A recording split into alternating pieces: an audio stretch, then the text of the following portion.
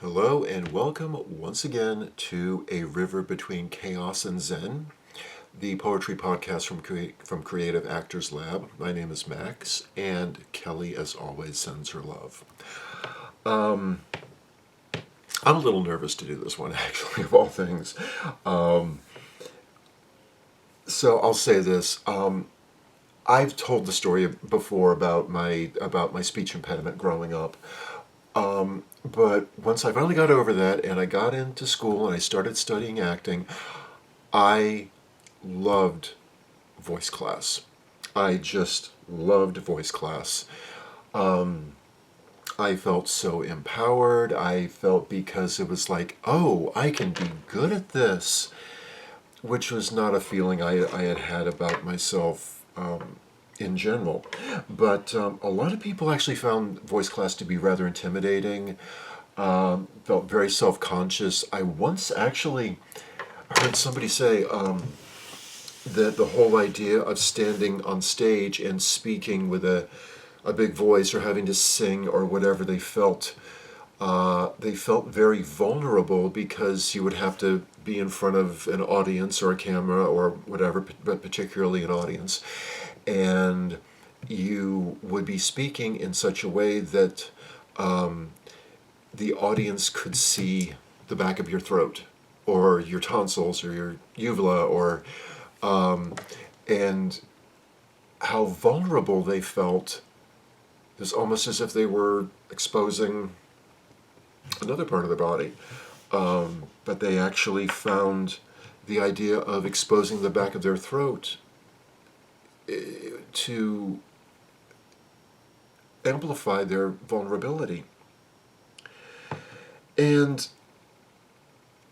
the other thing that a lot of people back then found, and still do, find very intimidating, unless you're a weirdo like me and you love it, Shakespeare. And we had to do some Shakespeare, and everybody, back in school, and there were some people who really found that really quite painful and would just stress and agonize over this. And,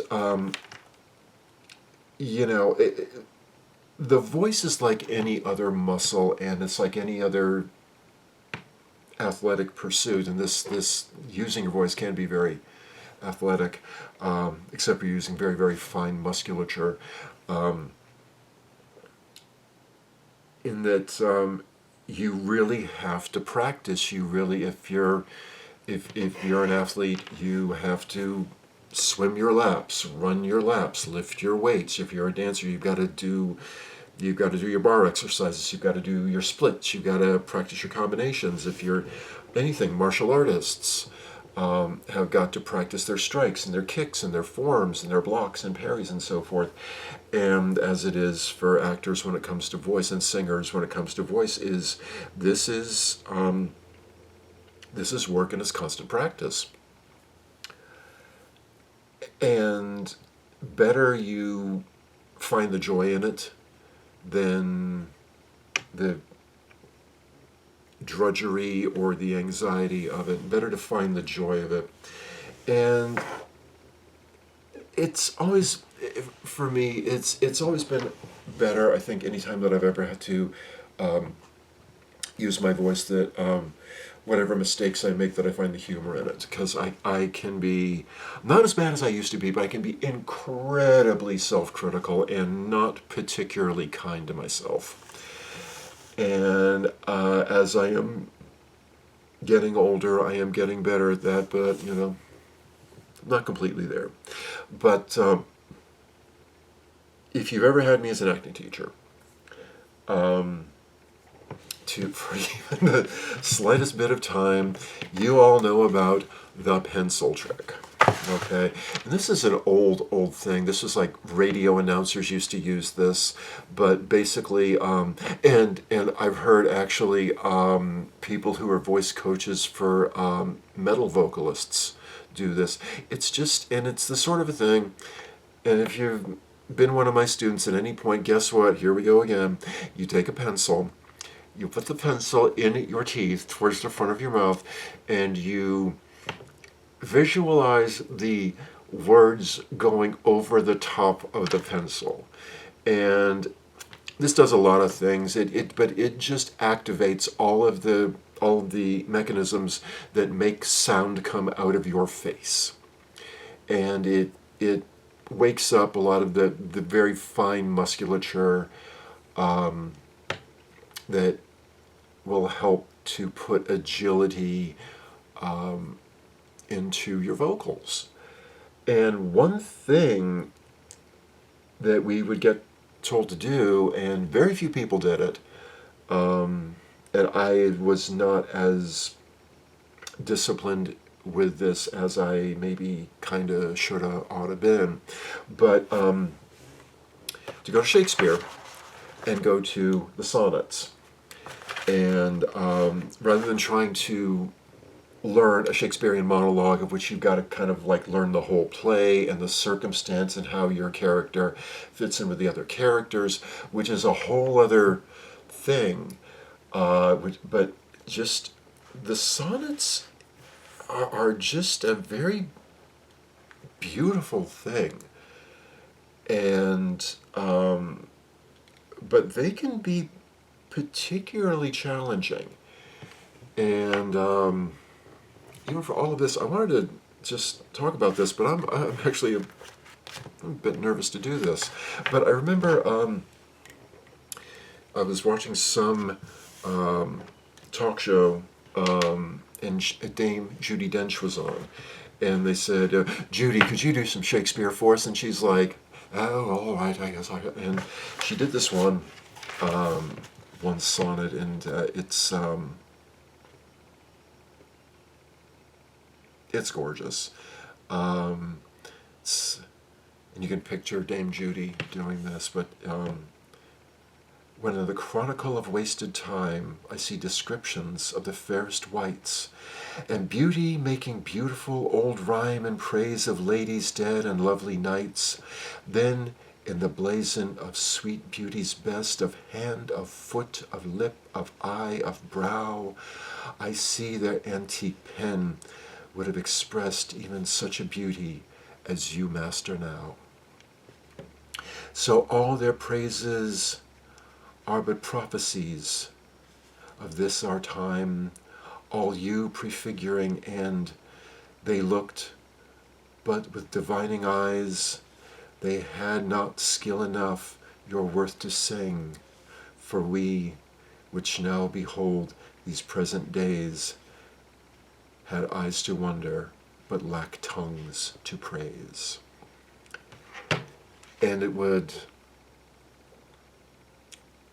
go sort of like this: when in the chronicle of wasted time I see descriptions of the fairest wights, and beauty making beautiful old rhyme in praise of ladies dead and lovely knights, then in the blazon of sweet beauty's best, of hand, of foot, of lip, of eye, of brow, I see their antique pen would have expressed even such a beauty as you master now.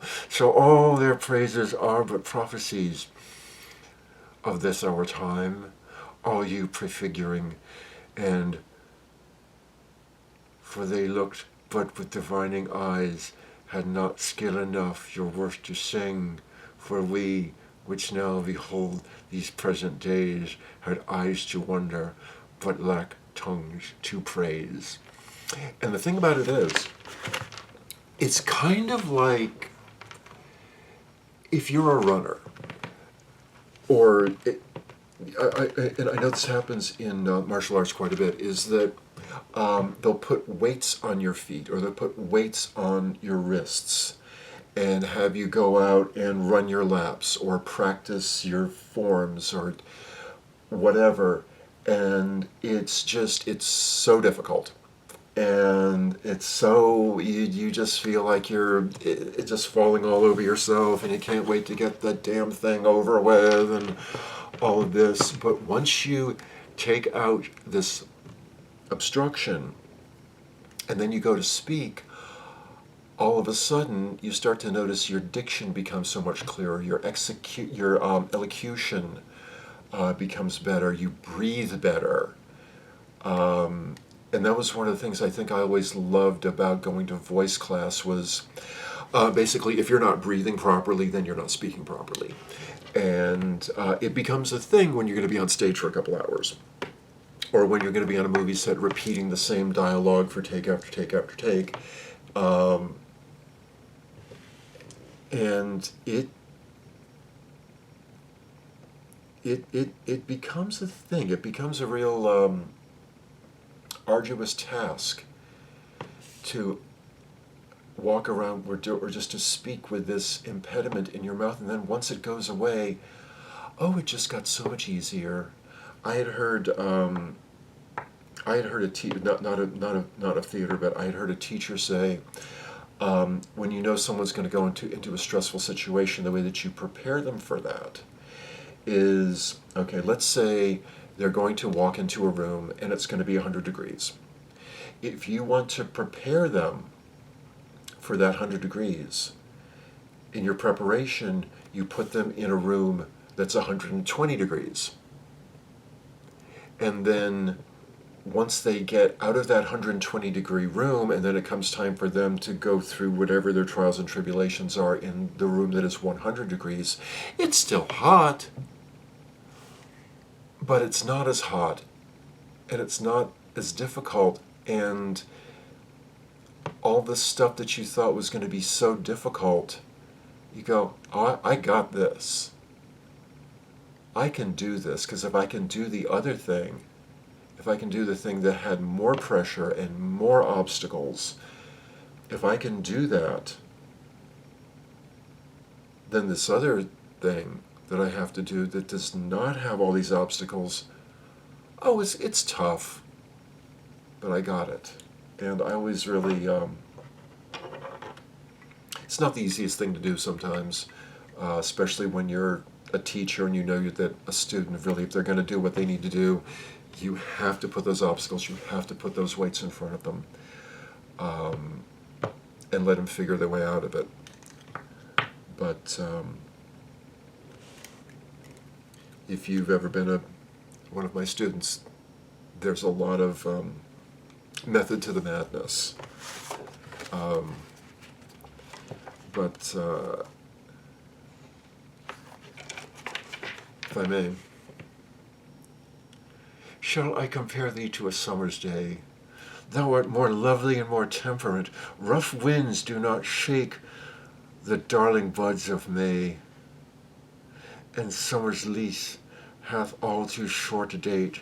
Sometime too hot the eye of heaven shines, and often is his gold complexion dimmed, and every fair from fair sometime declines by chance of nature's changing course untrimmed. But the eternal summer shall not fade, nor lose possession of that fair thou owest, nor shall death brag thou wanderest in his shade, when in eternal lines to time thou growest. So long as men can breathe or eyes can see, so long lives this, and this gives life to thee. And what was really intimidating, and having to do this in front of a bunch of fellow students, even though we're all in the same boat, and everybody was going to basically go through the same trial, tribulation, and potential humiliation. The idea was that you would take the sonnets and out of bloody nowhere, blindly just flip to a page, close the eyes, open the eyes, put your finger on a page, and do a sonnet. And I have never read this one out loud. There's a whole bunch of these I've never read out loud, so that's not too difficult. But just to pick a sonnet out of nowhere. And here comes the pencil. So am I as the rich, whose blessed key can bring him to his sweet uplocked treasure, the which he will not every hour survey, for blunting the fine point of seldom pleasure. Therefore our feasts so solemn, and so rare, since seldom coming in the long year set, like stones of worth they thinly placed are, or kept in jewels in the carcanet. I have no idea what a carcanet is. So it is time that keeps you as my chest, or as the wardrobe which the robe doth hide, to make some special instant special blessed, by new unfolding his imprisoned pride. Blessed are you, whose worthiness gives scope, being bad to triumph, being lacked to hope.